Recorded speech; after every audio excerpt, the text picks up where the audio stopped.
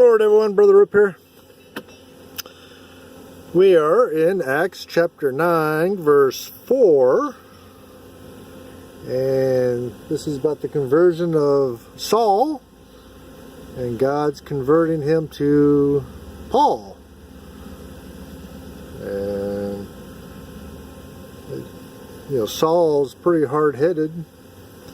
And it takes a pretty good little miracle to bring him to light. And so verse 4 says, "And he fell to the earth, and heard a voice saying unto him, Saul, Saul, why persecuteth me?" It's interesting that the Lambda's Peseta, the Aramaic Peseta, it says right after in verse 4, it says, it is hard to kick against the pricks. And the King James Bible, that's in verse 5. But in Lambda's Peseta, it's in verse 4, which is kind of interesting. Same wording, but different in the previous verse.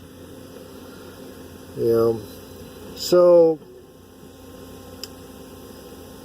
Apostle Paul described this light from above, from the sky, and he wrote in Acts chapter 26 verse 13, or Luke did anyway. Paul says that the light was above the brightness of the sun at midday. Now midday in the Middle East it's pretty bright, so this was like a big spotlight.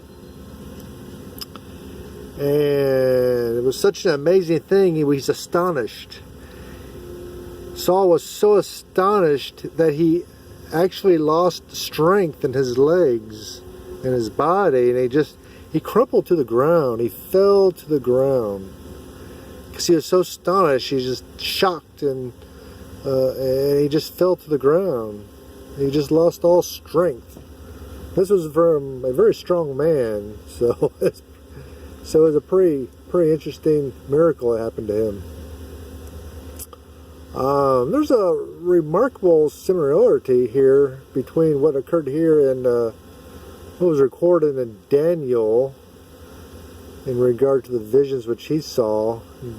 Daniel chapter 8 verse 17, also Daniel 10:8.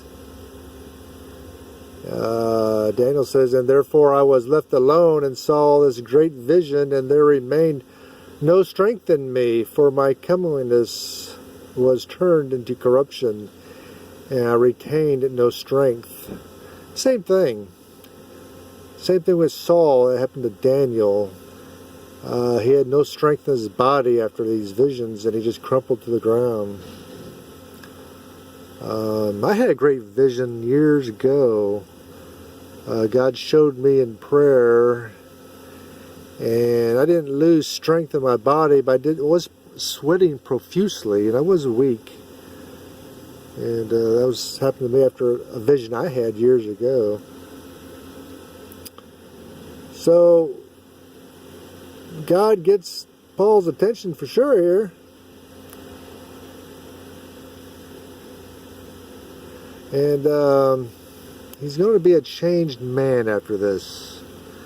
And after a vision like this, how can you not be a changed man? So